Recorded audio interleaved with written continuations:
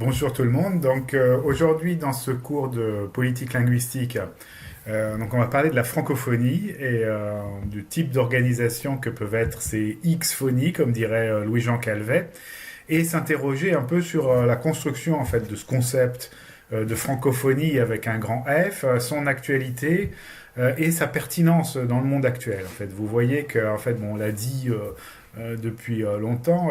Je veux dire, plusieurs fois que je vous en parle, évidemment. La francophonie, actuellement, c'est à peu près 300 millions de personnes dans le monde entier. Donc, on remontera un peu à l'histoire, hein, à la manière dont on est arrivé à 300 millions de personnes et à la façon aussi dont on est arrivé au fait que actuellement la majorité des francophones sont en Afrique puisque 53% de ces 300 millions sont sur le continent africain. Donc clairement, en fait, le point central maintenant de la francophonie, c'est l'Afrique, et ça pose évidemment beaucoup de questions puisque il y a toute une série de discours en fait qui lient fortement les questions linguistiques à des questions politiques, voire à des questions de maintien de la paix ou à des questions de bonne gouvernance entre guillemets. Donc ça nous pose beaucoup de questions. Et quand on observe l'actualité récente, en fait, on se dit qu'il y a pas mal de biais en fait derrière derrière tous ces discours, derrière toutes ces questions. Bon, ce qui a déclenché l'envie de faire tout de suite ce cours sur la francophonie, c'est ce qui se passe au Sénégal en ce moment, où on voit clairement qu'en fait des intérêts financiers en fait à l'œuvre dans l'attribution de marchés, etc., font que les populations du Sénégal s'en prennent à des symboles français comme Auchan, Total, etc., et qu'on comprend bien pourquoi en fait. Je veux dire, la francophonie et l'héritage en fait colonial restent en fait un peu des outils de puissance et de domination économique en fait à travers les alliances avec des élites locales. Et bon, c'est quelque chose qui doit changer dans les années qui viennent pour que le français garde une bonne image, si j'ose dire, en Afrique. Vous avez vu aussi récemment probablement les questions autour du Rwanda, en fait, et de la reconnaissance du génocide au Rwanda et de la reconnaissance du rôle de la France qui n'a apparemment pas à ce moment-là, bon, vous avez vu l'interview d'Hubert Védrine par exemple, la France n'a pas joué son rôle en fait de protection des populations et d'aide à l'arrestation des génocidaires. Donc il y a toute une série de questions éminemment politiques et très très brûlantes, en fait, très d'actualité, qui nous poussent à nous poser des questions sur la francophonie, les discours qu'on peut avoir autour de la francophonie et pourquoi lier finalement la langue française à des questions aussi politiques en fait et lier la langue française à un discours sur la démocratie, le maintien de la paix, etc. Donc on va essayer de réfléchir à tout ça, on va regarder un peu comment ça s'est fait. On va bien sûr, comme toujours, écouter différents discours sur la francophonie, des discours officiels de l'OIF au discours du président de la République au sommet de la francophonie, par exemple, puis des discours un peu plus critiques, comme celui par lequel on va commencer, en fait, qui est celui d'une collègue de Paris 8, et cette petite vidéo en fait que vous trouverez dans la playlist en fait s'appelle La francophonie est un outil de puissance. Donc on est en plein dans du débat extrêmement brûlant, je dirais évidemment, et c'est intéressant de réfléchir à tout ça et de voir comment faire justement pour que notre langue, en fait, la langue que nous partageons avec toute une série de populations, voir comment elle va évoluer d'une part, comment elle est liée à une certaine forme de culture qui va influencer un certain nombre de jugements ou de catégories éthiques et morales, mais aussi comment tout ça doit évoluer pour, pour arriver à quelque chose de plus égalitaire en fait, et qui représente mieux en fait la diversité de la francophonie et le pôle central de la francophonie qui est encore une fois en Afrique. Voilà, donc on écoute Nadia Yala Kissoudiki sur France 24 avec cette vidéo donc, qui s'intitule La francophonie est un outil de puissance Donc, Et on en parle avec Nadia Yala Kisuki. Bonsoir. Bonsoir. Maîtresse de conf en philosophie à l'Université Paris 8 Vincennes-Saint-Denis, auteur de Bergson ou l'humanité créatrice. Merci beaucoup d'être avec nous. Alors vous êtes philosophe, vous êtes né en Belgique d'un père congolais et d'une mère franco-italienne. Emmanuel Macron a parlé de conquête, voire de reconquête de la francophonie. Reconquérir cette jeunesse, que pensez-vous de cette approche ? Déjà, je pense qu'on ne peut pas envisager la francophonie indépendamment d'un discours politique. Et la dimension de conquête, elle a toujours été présente dans le projet qu'est la francophonie. Donc rien de nouveau ? Rien de nouveau en fait. On pourrait dire les choses de manière un peu brutale, mais on est toujours en fait dans une stratégie de puissance plus symbolique, plus douce, qui désormais, pour reprendre le terme d'Emmanuel Macron qui parle de diplomatie douce ou de diplomatie de l'attractivité, va utiliser les outils culturels, symboliques et de la langue pour manifester différemment sa présence dans d'autres espaces non européens. Vous dénoncez une sorte de rite politique ? Je pense que c'est une réelle politique, effectivement. Je pense il s'agit en tout cas... Ce qui est central dans la francophonie, c'est aussi la relation de la France à l'Afrique. Alors on pourrait dire, est-ce que c'est pas dévoyer le sens de la francophonie que de dire cela, mais il me semble que dans tous les discours qui sont proposés, l'Afrique est centrale, la relation de la France à l'Afrique est centrale, et on le sait, et je reprends des analyses du philosophe Souleymane Bachir Diagne, sans l'Afrique, le français reste une langue locale. Vous avez évoqué d'ailleurs la décolonisation du savoir. Doit-on décoloniser la francophonie ? Je ne sais pas, écoutez, au sens où décoloniser la francophonie, ça signifierait qu'on en attend peut-être encore quelque chose. Et la question que j'aimerais... La question que je me pose, c'est... La langue française est déjà plurielle, elle existe de fait dans un ensemble de territoires qui l'ont recréée, et ma question très simple, puisqu'il s'agit de produire une francophonie qui s'adresse à la jeunesse, quels imaginaires cette francophonie, qui demeure une francophonie institutionnelle, a-t-elle à proposer ? Elle est trop institutionnelle, la France doit séduire. Comment doit-elle séduire ?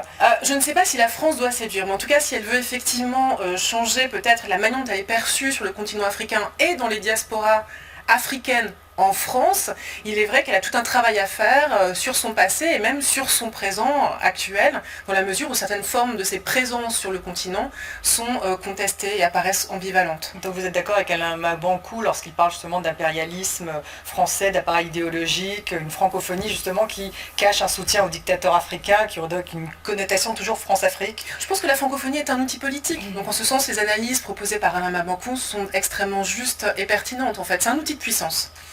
Et comment peut-on transformer cet outil de puissance pour que tout le monde soit gagnant finalement ? Là, c'est ce que je disais, je ne sais pas dans quelle mesure il est transformable, je ne sais pas dans quelle mesure il a de nouveaux imaginaires à proposer. Et la langue, peut-être la langue française, ne crée-t-elle pas un imaginaire en soi ? Ça, je ne crois pas en fait. Et c'était intéressant d'écouter le discours d'Emmanuel Macron. Parce qu'il a fait référence à Camus. Il a fait référence à Camus, mais il a aussi dit faisons de la langue française une langue de création en l'opposant à l'anglais, qui est une langue d'usage. Et c'est extrêmement intéressant quand on va sur le continent, quand on s'intéresse à la manière dont sont habitées les institutions françaises par les Africains, c'est qu'on voit par exemple dans les institutions d'enseignement, dans les universités, qu'on dit plus facilement je en utilisant l'anglais qu'en utilisant le français et en restant dans une université qui uniformise et qui a plutôt tendance, c'est aussi un des problèmes qu'on rencontre en France, à essayer de produire des élites ou à s'adresser à des élites.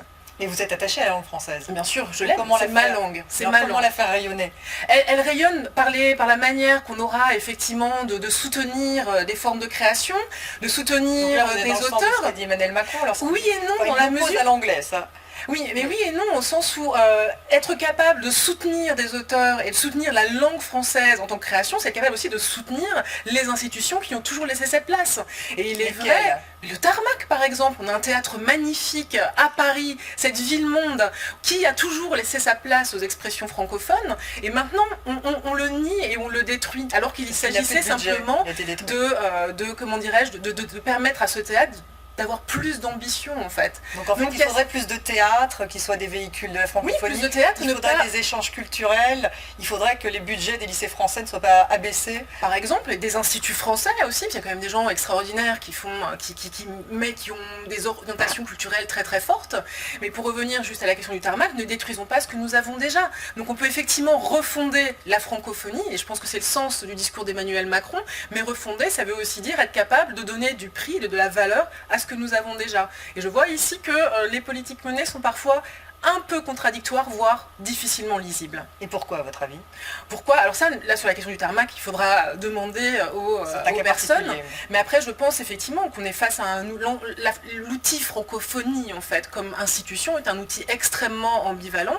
Et comme je le disais au début... Parce qu'il est trop politique, alors que c'est un outil qui n'est que politique, et qui se sert précisément de la culture et de la langue pour faire de la politique. Et pour faire Est-ce qu'il ne faut pas une approche volontariste pour développer justement le français dans le monde? Mais je pense qu'il ne s'agit pas simplement de développer le français dans le monde, il s'agit simplement d'ouvrir de nouveaux espaces, des opportunités, je ne sais pas, commerciales, économiques, pour la France en fait. Voilà comment je lis la francophonie. Et je pense qu'effectivement, Emmanuel Macron, ce qui est extrêmement intéressant dans tous les discours qui sont produits actuellement, c'est on entend le débat. Il y a eu des intellectuels qui se sont prononcés sur la francophonie et il y a une volonté, je crois, de l'Élysée, en fait, de répondre à ces questions et de les prendre au sérieux. Et ça, c'est quelque chose d'extrêmement positif. Mais par contre, la question qu'il s'agit de se poser, c'est quel projet est véritablement porté par la francophonie et est-ce que les jeunesses africaines ont envie d'entendre ce discours de conquête qui place encore d'une certaine manière, qu'on le veuille ou non, qu'on veuille le contester ou non, la nation française au centre. Emmanuel Macron est-il l'épicentre de la langue française et sans doute dans le bassin du fleuve Congo, ce qui justifierait d'ailleurs le choix de la secrétaire générale rwandaise? Qu'est-ce que vous en pensez, vous qui avez des racines là-bas? Des racines en RDC, en République démocratique du Congo, donc vous savez qu'il y a quand même une histoire compliquée entre le Rwanda et la RDC, mais je trouve ça extrêmement intéressant en fait, ce soutien à Louise Mushikiwabo, dans la mesure où il peut apparaître extrêmement paradoxal. Pourquoi soutenir le Rwanda alors qu'on sait précisément que la langue française n'est plus une des langues officielles du Rwanda et que par exemple à chaque commémoration du génocide des Tutsis, les discours de Kagame très souvent s'en prennent à ce que la France aurait pu faire durant ces mois tragiques de 94. Mais ça pourrait peut-être lui donner un second souffle à l'utilisation de la langue française dans ce pays qui en fait était francophone. Mais je pense pas que l'enjeu ce soit l'utilisation de la langue française. Je pense que pour sortir de ce paradoxe, pour essayer de comprendre et de rendre lisible ce soutien, on peut se dire non, il s'agit déjà pour la France et le Rwanda. Je pense que ces pays ont besoin d'eux dans le cadre d'un espace multilatéral, à l'ONU, le Rwanda est aussi à la tête de l'Union africaine, et de manière, je pense, d'un point de vue strictement bilatéral, il est important, je crois, pour la France et le Rwanda de reconstruire leurs relations. Si vous voyez la manière dont se construit la mémoire du génocide des Tutsis au Rwanda, c'est une mémoire qui se construit aussi contre la présence française dans ce pays, et ce qu'a fait notre pays, en fait, en 94. Mémoriaux... Ça pourrait faire office de réconciliation. Je ne sais pas, il faudrait qu'il y ait un acte. Il faudrait qu'il y ait un acte. Et peut-être, imaginons, lors des prochaines commémorations du génocide, peut-être qu'il y aura un acte assez hallucinant où on verra la France peut-être demander pardon pour ce qui s'est passé en 1994. Mais là, on est dans la pure politique, pour le coup.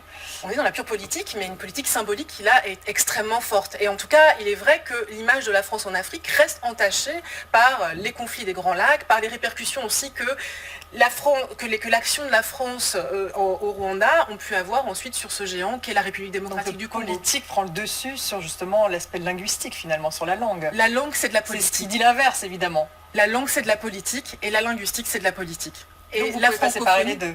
Pardon ? Et donc vous ne pouvez pas séparer les deux. Dans l'espace de la francophonie, en tout cas institutionnelle tel que cependant, il n'y a que de la politique, ce sont des chefs d'État qui sont invités et qui parlent du français. Vous souhaitez quelque chose qui ne soit pas forcément politique justement pour faire progresser le français? Je ne dirais pas cela, puisque il n'y a pas de haine du politique, mais la question c'est plutôt quel type de politique voulons-nous mener et quelles orientations, quels nouveaux imaginaires voulons-nous créer. Et je ne sais pas si la francophonie telle qu'elle est et qu'elle se constitue actuellement peut produire des imaginaires désirables pour les jeunesses africaines et afro-diasporiques. Comment les produire, ces imaginaires, en un mot? En un mot, ils sont produits par le bas, ils ne sont pas produits par le haut. Merci beaucoup d'avoir été avec nous ce soir, Nadia Yala, Kissou Kidi, et on passe... Désolé pour la petite page de pub au milieu, la publicité réussit à s'insérer absolument partout, à s'immiscer absolument dans tous les interstices en fait de ces vidéos sur YouTube. Bon, voilà, c'est pas bien grave, on l'oublie. Donc je pense que ça pose, le discours de Nadia Yala Kissoudiki pose bien un certain nombre de questions en fait. D'une part, évidemment, le mot de reconquête francophone est mal choisi, en fait, puisque la francophonie, au départ, naît d'une conquête coloniale. Donc, on ne va pas réitérer, évidemment, une conquête coloniale des populations qui sont déjà francophones.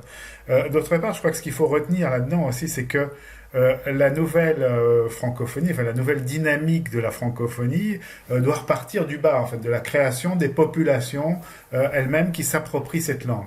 Le français est un instrument extraordinaire, hein, comme toutes les langues, mais il a un avantage sur peut-être un avantage sur un certain nombre d'autres langues, c'est que c'est une langue qui a une énorme histoire, évidemment, bon, comme beaucoup d'autres. Hein, je veux dire, je ne nie pas du tout l'histoire des autres langues, mais c'est une langue qui s'est construite, qui s'est énormément travaillée, en fait, à travers les discours philosophiques, à travers le siècle des Lumières, à travers ensuite, évidemment, la colonisation, les discours politiques, puis maintenant, à travers la parole, en fait, la parole multiple de tous les écrivains francophones. Les écrivains algériens francophones disent bon, le français c'est notre butin de guerre, c'est ce que les colonisateurs nous ont laissé en repartant, et c'est un outil pour nous, c'est un outil pour notre expression qui nous permet d'être entendus par un public assez vaste. Évidemment, ce serait absurde et complètement absurde d'instaurer une rivalité avec l'anglais et de vouloir dire que le français a une spécificité, je sais pas, que c'est la langue de l'amour, ou que c'est la langue de la culture, ou c'est la langue de la création. C'est à peu près aussi idiot que de dire que, je ne sais pas, que le bambara est la langue de l'épopée uniquement. Je veux dire, ce serait uniquement la langue de l'épopée mandingue, par exemple, que le bambara est uniquement la langue de l'épopée mandingue, ou que l'anglais est uniquement une langue commerciale. Bon, je veux dire, il y a aussi des grands romanciers, évidemment, en anglais, d'énormes poètes. Je veux dire, on l'a vu il n'y a pas si longtemps avec, par exemple, la prononciation des poèmes d'Amanda Gorman à l'élection de Joe Biden. Toutes les langues, en fait, peuvent accomplir à peu près toutes les fonctions. La francophonie, bon, l'intérêt de la francophonie, c'est cette diversité, en fait, et le fait qu'on puisse repartir, en fait, du bas, c'est-à-dire de la création francophone dans tous les pays, en fait, et non pas d'instructions venant d'en haut. Je veux dire, il est simple, en fait, vous avez vu que, bon, on essaye d'instituer, en fait, à travers des institutions francophones. Bon, par exemple, Emmanuel Macron a une représentante personnelle pour la francophonie, c'est Leïla Slimani. Il me semble que c'est Sarkozy qui a créé ce poste en y nommant Jean-Pierre Raffarin au départ. Donc, je veux dire, ces postes-là ont une valeur symbolique, mais en fait, est-ce qu'ils ont vraiment un intérêt? Est-ce qu'il ne faut pas plutôt simplement être à l'écoute, en fait, de la création qui part des banlieues, des cités, des quartiers populaires d'Afrique, et ainsi de suite, être à l'écoute de cette création vivante et qui constitue vraiment la création francophone, plutôt que d'essayer d'impulser tout ça par le haut. Je veux dire, évidemment, garder les moyens qui existent et les stimuler, enfin stimuler les lieux de création, les coproductions, etc. Vous écouterez à ce propos-là le discours inaugural d'Alain Mabankou sur le roman africain francophone. Je veux dire, évidemment, Alain Mabankou a refusé d'être le représentant personnel d'Emmanuel Macron à la francophonie, très certainement pour ne pas être instrumentalisé, en fait, comme un représentant de la France par rapport aux autres pays francophones.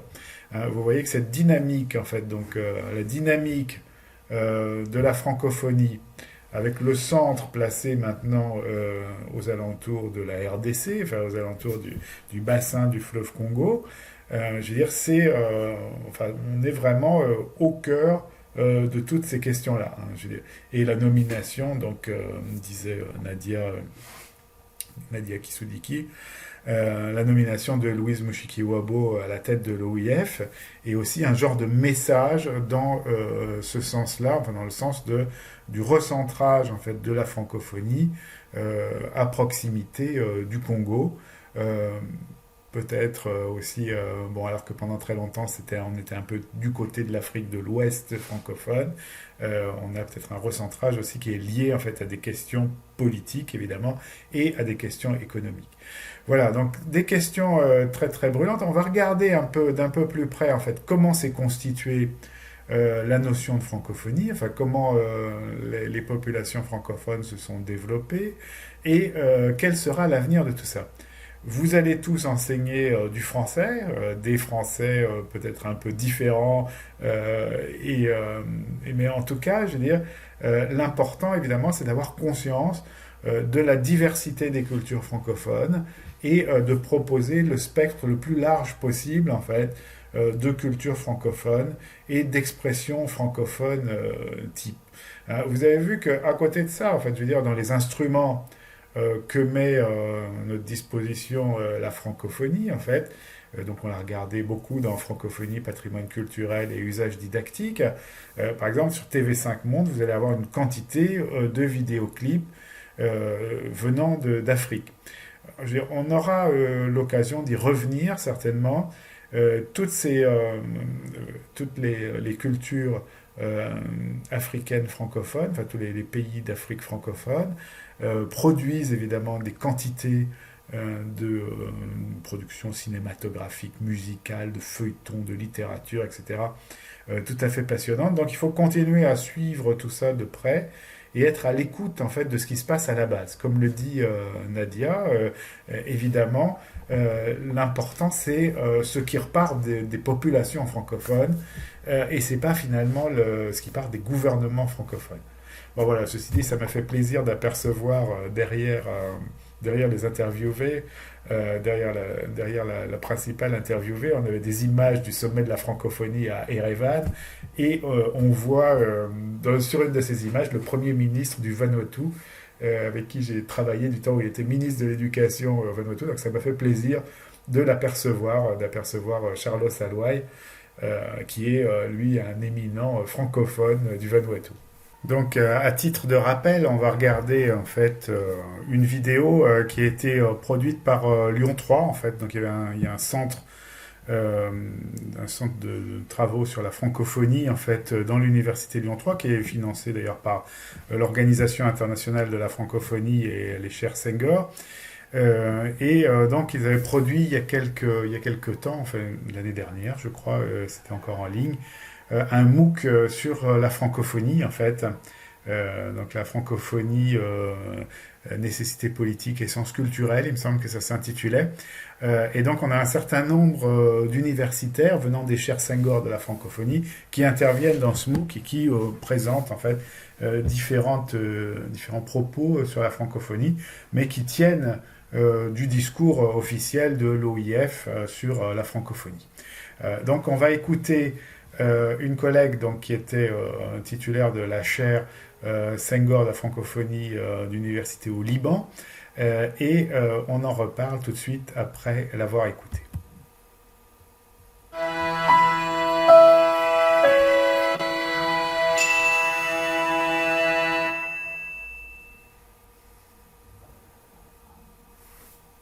Question toute simple pour commencer ce cours en ligne.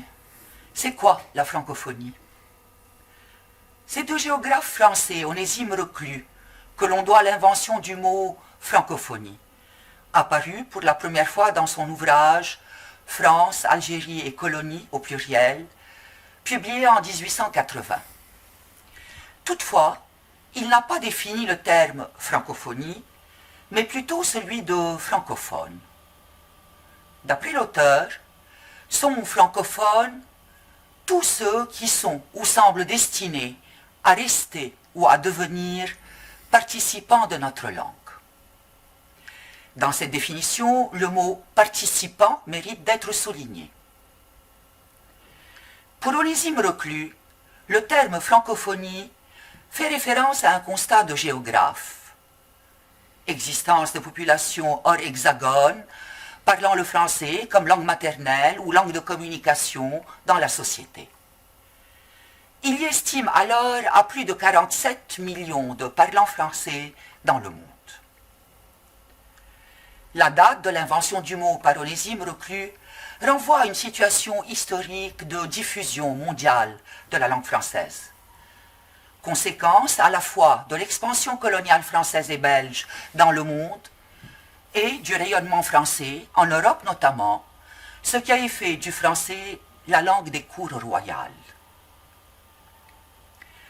Ce constat linguistique et géographique d'Onésime Reclus correspond à ce qu'on pourrait appeler la première francophonie, la francophonie purement linguistique et coloniale.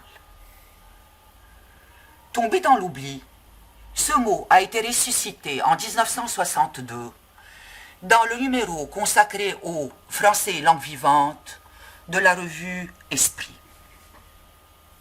Sous des plumes diverses et prestigieuses, entre autres celles de Léopold Sédar Senghor, de Norodom Sihanouk, de Jean Lacouture, de Jean-Marc Léger, de Georges Guggenheim, de Kateb Yassine, de Selim Abou, les potentialités de l'avenir de la langue française sont décrites et analysées. Léopold Sédar Senghor, ancien président du Sénégal, y a défini ainsi son projet de francophonie. La francophonie, dit-il, c'est cet humanisme intégral qui se tisse autour de la terre, cette symbiose des énergies dormantes de tous les continents, de toutes les races, qui se réveillent à la chaleur complémentaire. Il est important de souligner que nous sommes en pleine période post-indépendance. Le projet de francophonie internationale, voulu par ses auteurs, traduit en fait la volonté de plusieurs pays d'établir une nouvelle forme de relation entre la métropole et ses anciennes colonies. C'était d'ailleurs ce qu'avaient affirmé dès le début des années 60 les 4 présidents, le Sénégalais Senghor, le Tunisien Bourguiba, le Nigérien Hamani Diori et le Cambodgien Norodom Sihanouk, quand ils avaient manifesté leur désir de, je les cite, poursuivre avec la France des relations fondées sur des affinités culturelles et linguistiques. Ainsi, pour les pays naguère sous une forme ou une autre d'influence politique française, il s'agit de réussir leurs nouvelles indépendances. Le partage de la langue française dans le contexte postcolonial est perçu comme un moyen d'établir une coopération d'égal à égal avec la France. Mais il s'agit aussi de faire fructifier l'héritage laissé par la France et la Belgique, ainsi que le dit une fois de plus très clairement Senghor, au moment où, par totalisation et socialisation, se construit la civilisation de l'universel, il est d'un mot, dit-il, question de nous servir de ce merveilleux outil trouvé dans les décombres du régime colonial, de cet outil qu'est la langue française. Du point de vue de la France, et même si cela n'a pas été évident d'emblée, la fin de son empire colonial ne signifiait pas son déclin. Il est question, pour son rayonnement futur, d'établir des relations nouvelles avec les parlants français dans le monde. Pour le Québec, la francophonie doit l'aider à affirmer sa personnalité internationale sur fond de révolution tranquille, de faire résonner la langue française sur la place publique comme un signe des particularismes qui sont les siens. Et pour les pays du monde arabe, membres de la francophonie, je pense en particulier à l'Égypte et au Liban, les uns naguère protectorats français, les autres placés sous mandat de la France, protectorats et mandats à durée relativement courte, il faut bien le dire, il s'agit d'assumer un héritage culturel et d'ouverture sur le monde, qui leur a historiquement permis de contrebalancer la mainmise absolue de l'Empire ottoman sur la région. Ainsi, avec ce numéro de la revue Esprit, une nouvelle conception de la francophonie est née. Une deuxième francophonie, postcoloniale, marquée par la vision des pères fondateurs, celle de la construction du projet politique francophone et de son institutionnalisation, dont l'aboutissement d'ailleurs se fera au sommet de Hanoï en 1997, avec, entre autres, l'élection du premier secrétaire général de l'Organisation internationale de la francophonie, Boutros Boutros-Ghali. Quant à aujourd'hui, au 3e millénaire, la francophonie s'affirme comme un acteur du système international et relève les défis de la mondialisation. Il s'agit donc désormais de la francophonie mondialisée, ou de ce qu'on pourrait appeler la troisième francophonie. On passe donc des communautés postcoloniales aux ensembles mondialisés d'échanges et de dialogues interculturels. C'est aussi un espace de solidarité au niveau monde. Ce concept de troisième francophonie permet de répondre affirmativement aux interrogations sur l'utilité géopolitique de la francophonie institutionnelle. Aujourd'hui, le mot francophonie apparaît d'ailleurs comme de plus en plus polysémique. Xavier Degnaud en a retenu 4 significations dans son ouvrage « La francophonie », paru dans la collection Que sais-je. Il distingue d'abord un sens linguistique, qui renvoie aux 274 millions de personnes capables aujourd'hui de parler le français. Il s'agit en fait, vous l'aurez compris, du sens étymologique du mot francophonie et de l'adjectif francophone, qui signifie personne parlant français. À ce niveau, la langue française est devenue un réel facteur de rapprochement entre des peuples dont l'histoire, la géographie et la culture, au sens anthropologique du terme, sont différentes. Il y a ensuite un sens géographique. La francophonie englobe les territoires dans le monde où le français a le statut soit de langue officielle, soit de langue courante, soit de langue administrative, ou langue d'enseignement, ou encore langue de culture. Selon Xavier Degnaud, il y a aussi un sens spirituel au mot francophonie. Le sentiment d'appartenance à une même communauté et la solidarité entre francophones. Et enfin, vous l'aurez compris, un sens institutionnel. La francophonie désigne les institutions œuvrant dans le cadre de la francophonie institutionnelle, telle que définie par la charte de la francophonie. Cette francophonie a un grand F. En fait, désormais, quand on veut parler de l'ensemble des locuteurs qui utilisent le français, le mot francophonie s'écrit avec un F minuscule, mais aussi pour parler des domaines de coopération francophone, par exemple, la francophonie éducative, la francophonie économique, etc. Soit aussi pour désigner les activités francophones de la société civile. La francophonie avec un F majuscule, quant à elle, désigne désormais le regroupement sur une base politique des États et gouvernements qui sont membres de l'Organisation internationale de la francophonie, l'OIF, cette francophonie institutionnelle qu'évoque Degnaud.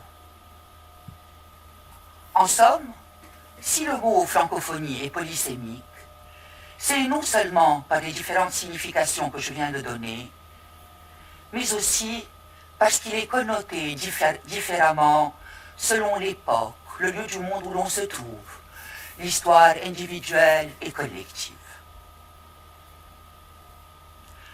Voyons à présent ce que la francophonie n'est pas, car un certain nombre d'idées reçues se retrouvent parfois dans les discours qui nous entourent. Voilà, donc pas mal de données hein, dans ce que dit Katia Haddad. Donc là, vous voyez, bon, je reviens un peu sur ce tableau-là, qui est le premier dénombrement en fait, des francophones fait par Onésime Reclus. Donc vous voyez qu'à l'époque, 37 650 000 Français en France, 300 000 Alsaciens, Lorrains, Wallons d'Allemagne, les Belges, les Wallons et les Belges bilingues, 2 725 000, les îles anglo-normandes, 90 000, la Suisse française francophone, 700 000, donc 41 millions, oui, n'oublions pas les vallées françaises et vaudoises d'Italie, dans le Val d'Aoste.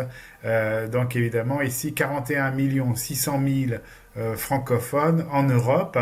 Et évidemment, à ce moment-là, en fait, la population francophone de France domine largement, en fait, la francophonie par le nombre.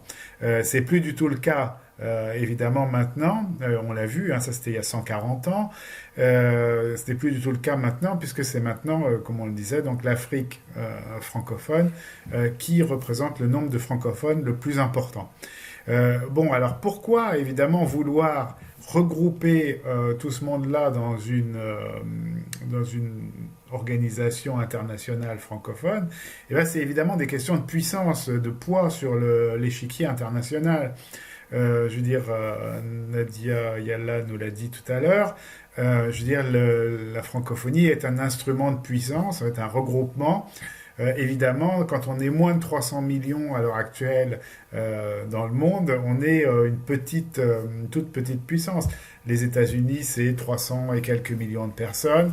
Le Nigeria, à lui tout seul, c'est déjà 250 millions.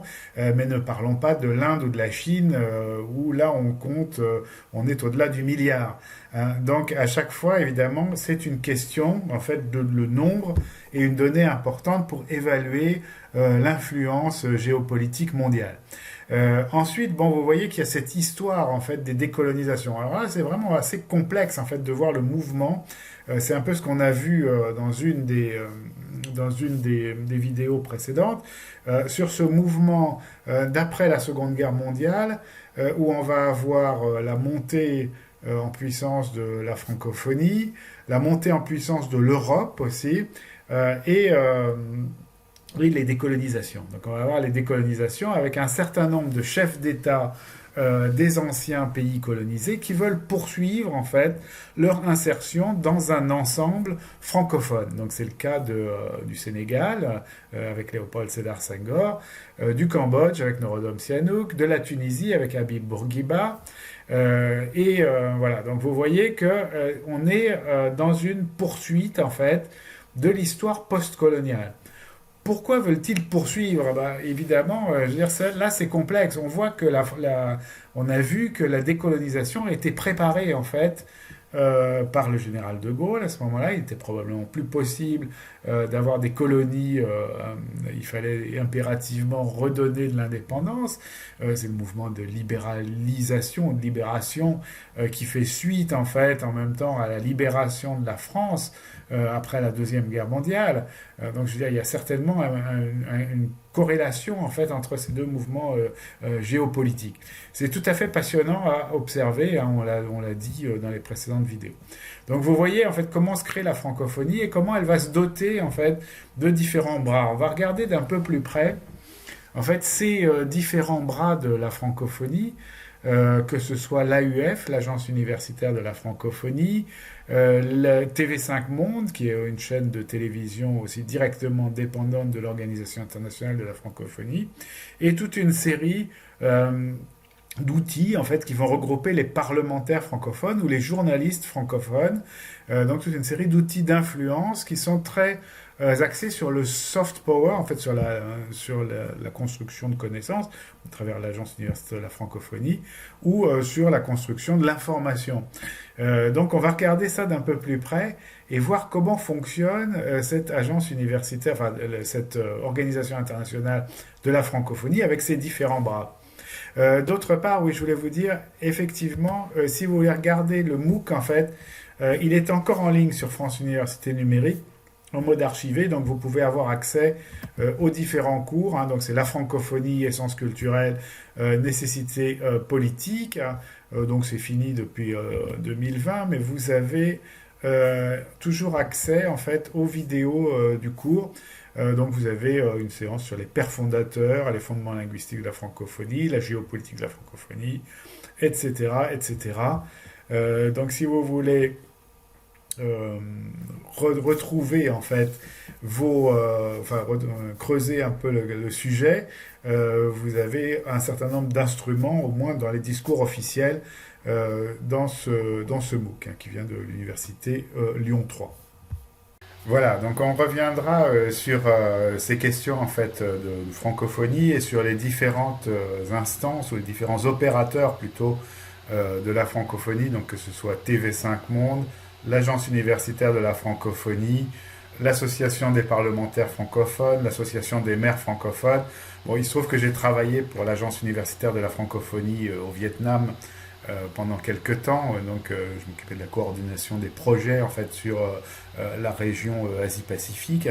Donc, j'ai suivi de près un peu comment fonctionnait l'agence universitaire de la francophonie.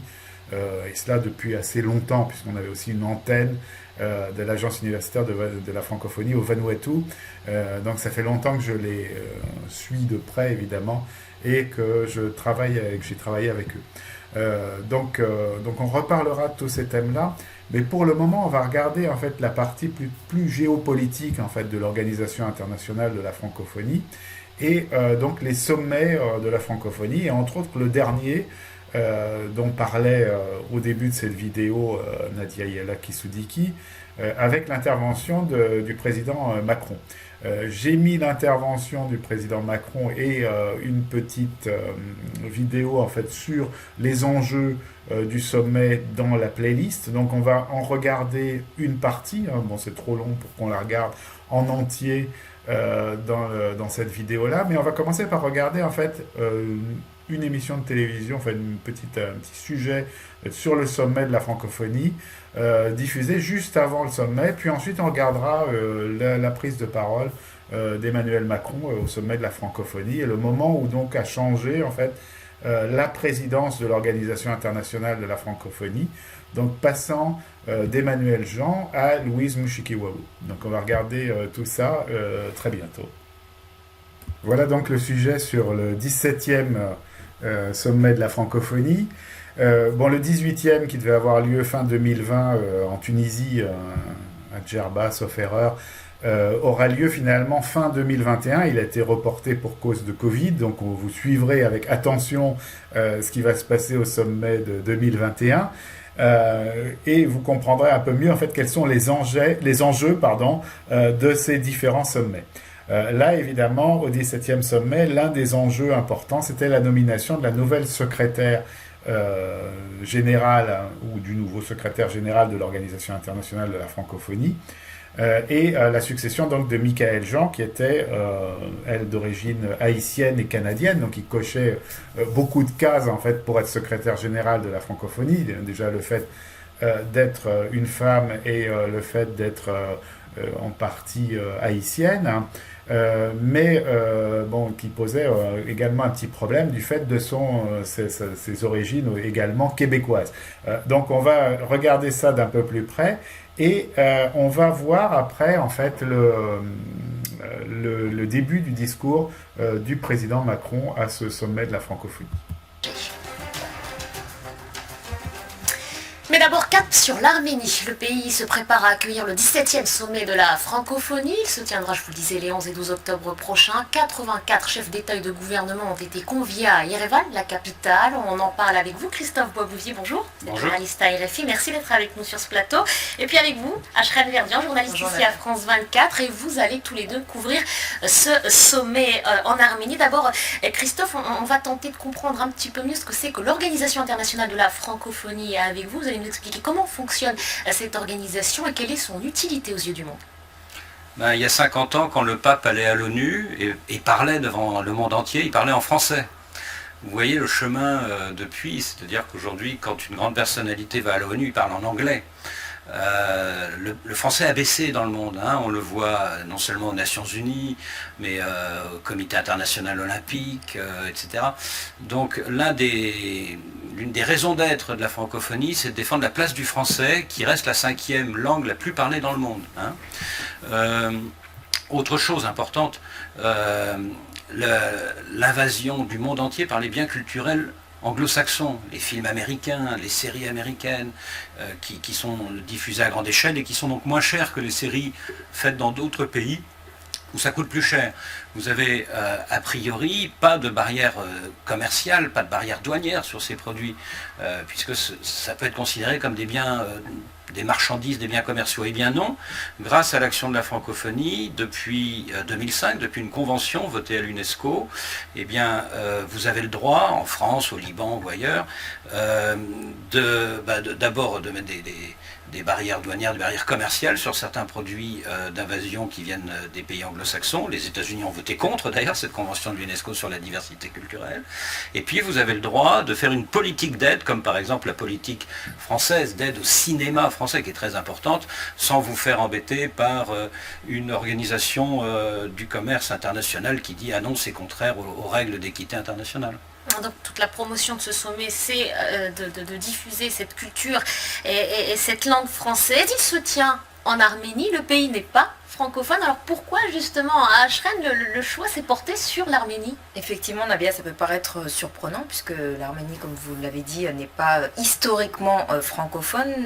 L'Arménie, ça faisait partie avant de l'URSS, donc c'est un pays où on parle arménien et russe couramment. Hein, ce sont les deux langues officielles, donc pas francophone historiquement. En revanche, francophile assurément depuis très très longtemps en raison des liens historiques qui lient d'ailleurs depuis les temps médiévaux hein, la France à l'Arménie. Des liens encore renforcés, disons, au cours des vicissitudes du XXe siècle, principalement le génocide arménien, parce que la France a accueilli de nombreux rescapés du génocide arménien, et du coup en Arménie, ben voilà, la France, c'est le pays des droits de l'homme, le pays qui a secouru une bonne partie du peuple arménien. Après 1915. Après 1915, voilà, effectivement, et puis ces dernières années, que ce soit sous Chirac, Hollande, ou même Nicolas Sarkozy, et aujourd'hui avec Emmanuel Macron, il y a des liens politiques également extrêmement forts.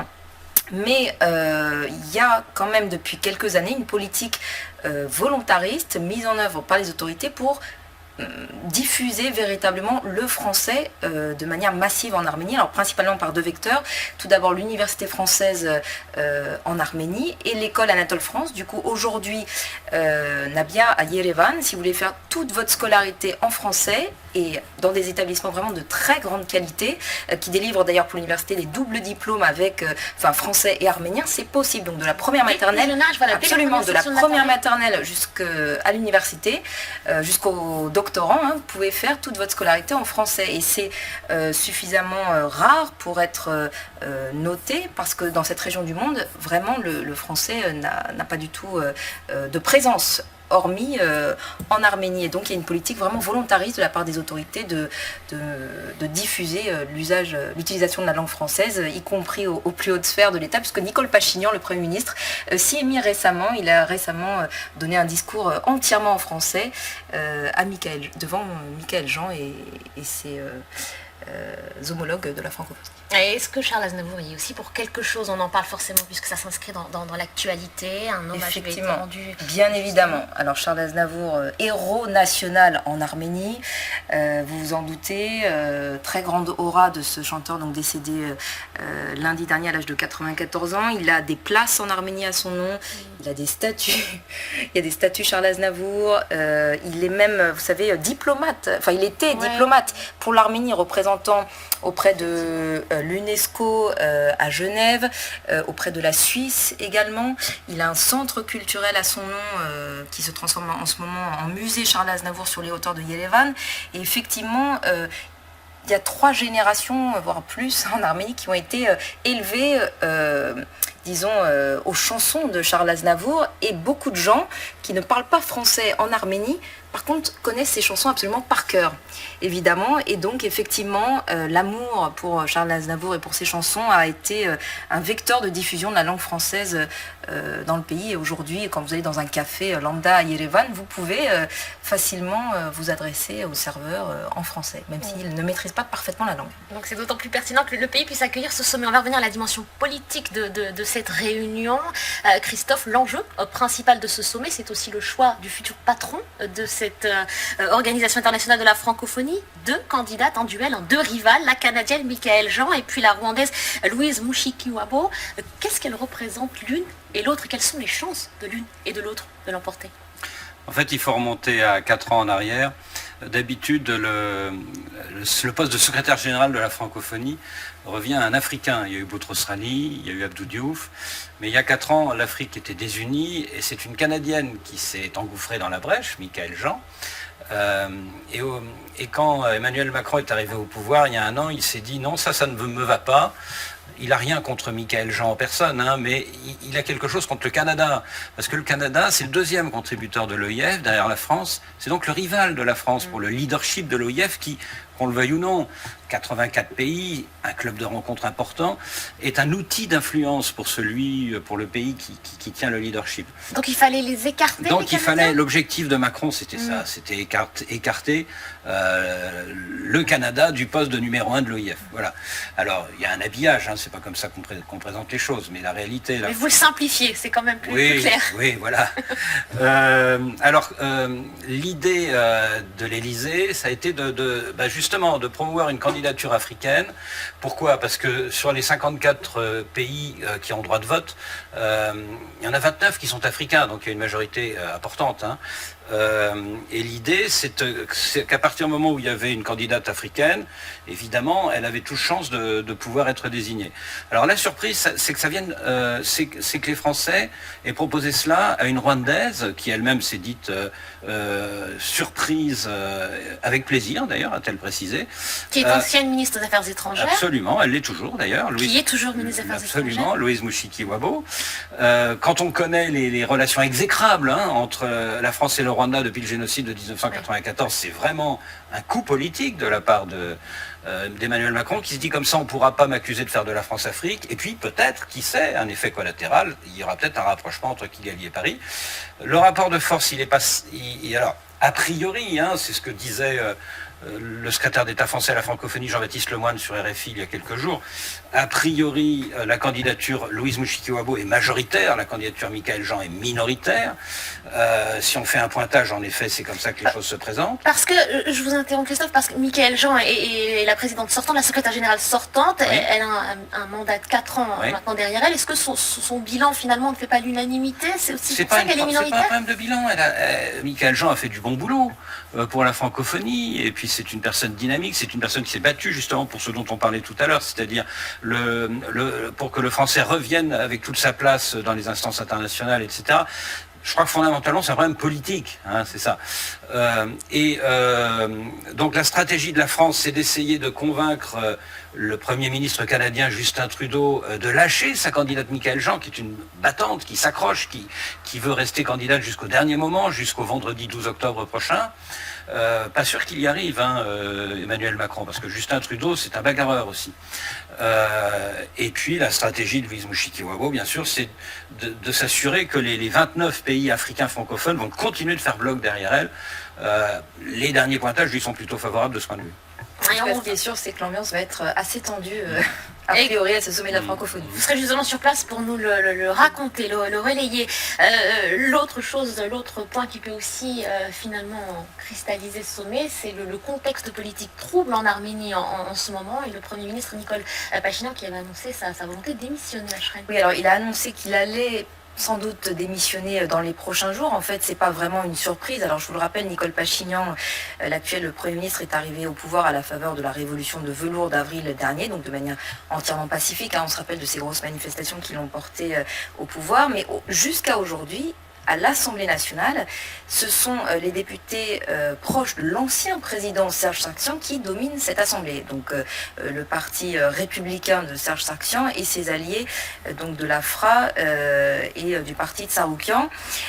Conséquence, du coup, il ne peut pas gouverner de manière très aisée, hein, vous l'imaginez. Du coup, Pachinian veut organiser des élections législatives anticipées. Et en fait, pour vous la faire simple, parce que c'est assez complexe en fait en termes constitutionnels ce qui est en train de se passer, mais pour faire simple, les députés donc proches de l'ancien président font tout pour mettre des bâtons dans les roues de Nicole Pachinian dans cet objectif justement d'organiser des élections législatives anticipées. Du coup, comme lui, il est conscient un peu de cette manœuvre politique de la part de ses opposants politiques, il a appelé dernièrement ses partisans à descendre dans la rue. C'est pour ça qu'il y a quelques jours, il y avait des milliers de Yerevanci, donc des habitants de Yerevan, qui étaient dans la rue à l'appel du Premier ministre Pachinian pour protester justement contre ce blocage institutionnel organisé par l'opposition. On ne sait pas trop là comment ça va évoluer dans les prochains jours. En tout cas, Nicole Pachinian va sans doute démissionner, mais c'est dans l'espoir d'être ensuite réélu à l'issue d'élections législatives anticipées qu'il devrait sans nul doute remporter. En tout cas, son parti sera sans aucun doute majoritaire à l'Assemblée si ces élections ont bien lieu. Et on le suivra de très près. Merci beaucoup, Ashreen. Donc vous voyez à travers ce sujet, en fait, et à travers ce que dit le journaliste de France 24, les enjeux politiques, évidemment, d'une organisation comme l'Organisation internationale de la francophonie. C'est évidemment un endroit, enfin cette organisation internationale de la francophonie, c'est un endroit où il se passe beaucoup d'influence politique, beaucoup de lobbying politique. Et vous voyez en fait ce qui est assez étonnant, c'est cette rivalité ici Canada-France en fait. Et puisque la France est le principal bailleur de fonds de l'Organisation internationale de la francophonie, et le Canada est le deuxième bailleur de fonds. Donc il y a une espèce de concurrence en fait d'influence géopolitique. Et là, on voit que c'est dans ce cas-là Macron qui l'emporte, avec probablement une idée, enfin avec évidemment une idée de réaffirmer l'influence française sur la francophonie et en particulier sur l'Afrique. C'est peut-être une des conséquences directes de ce type de décision-là, qui fait que la politique française va être plus difficile à accepter en Afrique, parce que simplement on essaye de garder une espèce de mainmise en fait sur des intérêts nationaux de différents pays africains. Donc on l'a dit au départ, vous avez eu les mouvements actuels au Sénégal, vous avez eu un certain nombre de choses qui sont passées au Mali, autour des opérations de Barkhane, etc. Donc il y a plein de choses qui sont du domaine de la politique française en Afrique, qui commencent à poser de sérieux problèmes en fait de souveraineté nationale ou de trop grandes influences économiques sur des décisions qui devraient revenir à des États souverains d'Afrique, hein, évidemment. Alors évidemment, bien sûr, tout ça est aussi à voir dans le contexte géopolitique actuel où la France a quand même perdu beaucoup d'influence sur l'Afrique, puisque c'est maintenant la Chine en fait qui va faire énormément de diplomatie en fait avec les pays africains et travailler en fait à ses intérêts. En fait, je veux dire, on a parlé un petit peu des nouvelles routes de la soie, peut-être pas assez. On parlait un peu de la Chine-Afrique ou de la diplomatie. On a parlé de la France-Afrique, on va parler après de la Chine-Afrique. Donc la diplomatie chinoise, évidemment, bon, comme je l'ai vu d'ailleurs aussi au Vanuatu, aussi, entend avoir une grosse influence bilatérale, c'est une diplomatie bilatérale, c'est-à-dire qu'il parle directement en fait de la Chine avec les différents pays, pas une influence qui s'inscrit dans une coopération multilatérale, comme on l'a vu hein, dans d'autres vidéos. Donc voilà, donc c'est intéressant de voir comment l'OIF peut être en partie, comment on peut tenter ou comment elle peut être instrumentalisée pour refléter le lobbying d'un ou de plusieurs pays francophones. On va regarder à présent le début du discours d'Emmanuel Macron au 17e sommet. Et puis je vous laisserai le regarder en entier puisqu'il est dans la playlist de notre chaîne YouTube. Merci, à tout de suite. Voilà, donc nous voilà donc sur le site de l'Élysée, où on trouve tous les discours, évidemment, dont le discours d'Emmanuel Macron au sommet d'Erevan. Vous avez également, que je viens de mettre dans la playlist, une interview du président Macron, donc après le sommet, en fait, qui est aussi assez intéressante à écouter, où il parle entre autres d'ailleurs de plurilinguisme et de la manière dont il voit le statut et le rôle de la langue française. Donc on écoute le début de ce discours et voilà, je commenterai éventuellement un peu après. Monsieur le Premier ministre, le discours en question. Mesdames et Messieurs les chefs d'État et de gouvernement, Madame la Secrétaire Générale, Mesdames et Messieurs les directeurs généraux, Mesdames et Messieurs les ambassadeurs et ambassadrices, Mesdames et Messieurs, chers amis. Mes premiers mots seront pour vous, Monsieur le Premier ministre, pour vous remercier de nous accueillir durant ces journées à Erevan. Pour vous féliciter aussi de la parfaite organisation de ce sommet qui intervient à un moment majeur de l'histoire de votre pays. Vous savez quelle place votre pays occupe dans le cœur des Français.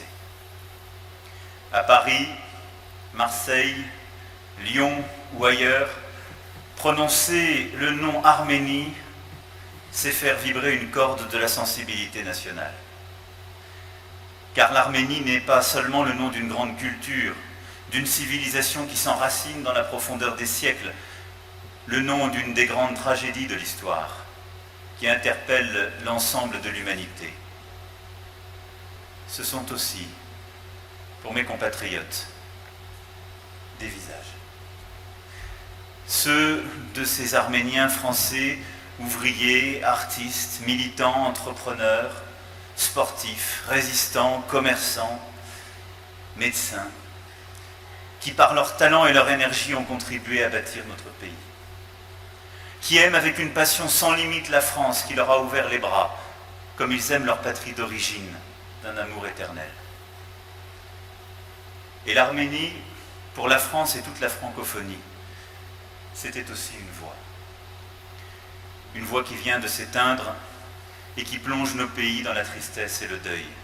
La voix d'un géant de la chanson, d'un comédien de génie, qui disait mieux que toutes les autres nos tourments, notre bonheur, la douleur du temps qui passe, l'insouciance de la jeunesse, qui chantait notre légèreté, avec cette mélancolie qui accompagnait l'exil, notre manière si singulière d'être au monde. Ce chanteur qui représentait la culture francophone partout dans la planète, nous le savions tous, était arménien. Il défendait votre pays et sa mémoire. Il avait su créer pour lui un élan de solidarité lorsqu'il fut frappé par un meurtrier tremblement de terre. Il nous avait appris à admirer, à aimer votre peuple singulier, courageux, indépendant. À lui rendre justice en reconnaissant pleinement l'effroyable génocide dont il avait été victime. Pendant longtemps encore. Et c'est la marque du génie d'un homme. Nos pays se regarderont à travers ce trésor commun à nos peuples qu'était Charles Aznavour. Monsieur le Premier ministre, Madame la Secrétaire générale, aujourd'hui, c'est une famille qui se réunit à Erevan. Une famille aux dimensions de la planète, présente sur les 5 continents, en Europe, en Asie, en Afrique, en Amérique, en Océanie. Une famille d'une telle diversité qu'elle est un défi à l'imagination. Nous tous, nous toutes, qui lui appartenons, nous n'avons pas la même couleur de peau. Nos dieux n'ont pas toujours le même nom, et certains d'entre nous ne croient pas au ciel. Les climats sous lesquels nous vivons sont si dissemblables que les uns ne connaissent qu'un long été et les autres de rudes hivers enneigés. Nos chants ne se ressemblent pas, même s'ils s'accordent souvent à l'unisson. Nos récits ne puissent pas aux mêmes sources, et ils coulent souvent dans la même direction. Entre nous, il y a eu de nombreuses blessures qui commencent à peine à cicatriser grâce au travail de mémoire.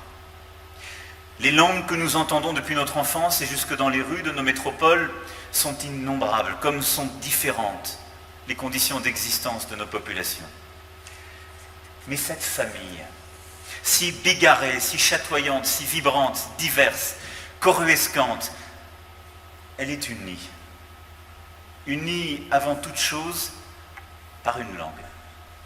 Cette langue que chacun d'entre nous, avec nos accents, nos tournures, nos particularités, nous faisons vivre de manière plurielle, mais dans laquelle nous nous comprenons intimement. Cette langue n'appartient à aucun d'entre nous, mais est la propriété de tous. Elle s'est émancipée de son lien avec la nation française pour accueillir tous les imaginaires, ceux de Senghor et de Ionesco, de Milan Kundera et d'Alain Mabankou, de Charles Aznavour et de Youssou N'Dour, de Modiano comme d'Amin Mahalouf.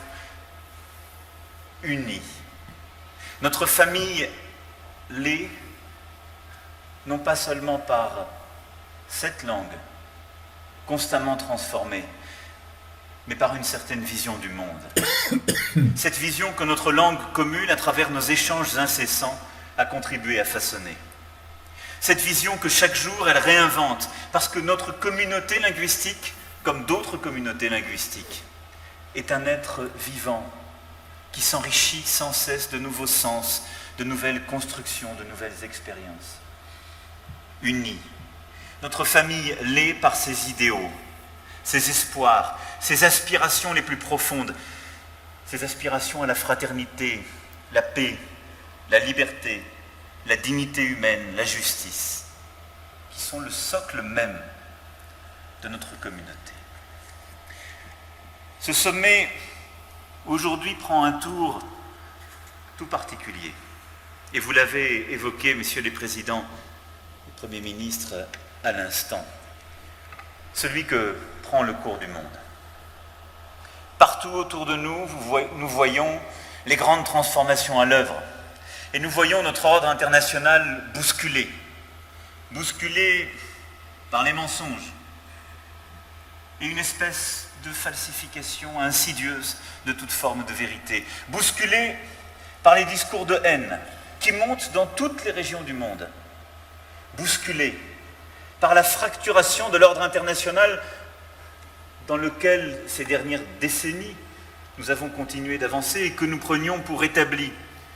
Bousculé par le recul, les mises en cause dans tous les continents, des libertés fondamentales que nous avons toujours défendues, des combats pour la dignité humaine, l'égalité femmes-hommes et les valeurs qui sont les nôtres, bousculés parce que ce multilatéralisme et le respect qui l'accompagne sont remis en cause dans à peu près tous les continents. Notre principal risque aujourd'hui, c'est d'accepter. D'accepter en contribuant ou d'accepter tacitement. Penser que ce ne sont que des péripéties. D'accepter, au fond, d'être des somnambules. Alors la francophonie, dans tout ça, que vient-elle faire? Non pas simplement dire des mots, même si les mots portent les combats les plus essentiels. Je crois que ce que nous devons en faire, car elle est constamment à réinventer, c'est ce lieu ouvert, infini, constamment à réinventer, ce lieu du ressaisissement contemporain.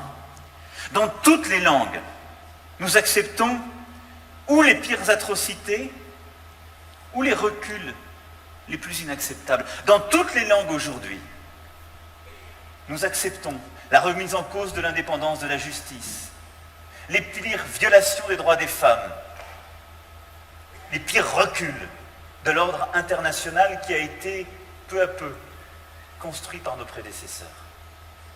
La francophonie doit être ce lieu du ressaisissement collectif contemporain, ce lieu où dans une langue qui en a conjugué tant d'autres, qui est forte de tant d'autres langues, et qui sur tous les continents s'est installée ainsi, et la langue qui ne va pas répéter des mots devenus parfois creux, mais qui sera, comme elle l'a toujours été, la langue du refus de ce qui se passe, la langue d'une ambition commune, la langue d'une conquête ou d'une reconquête, parce que c'est cela, avant toute chose, la francophonie.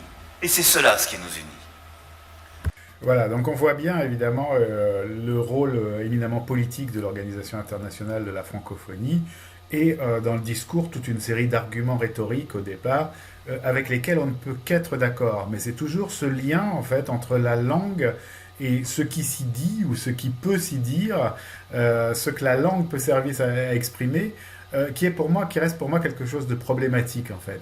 La langue est d'abord un instrument de communication, évidemment, dans lequel on peut dire tout, le meilleur comme le pire, et donc cette instrumentalisation politique de la langue me pose un peu des questions. Bien sûr, la langue est politique, disait Nadia Kisodiki au début de cette vidéo, hein.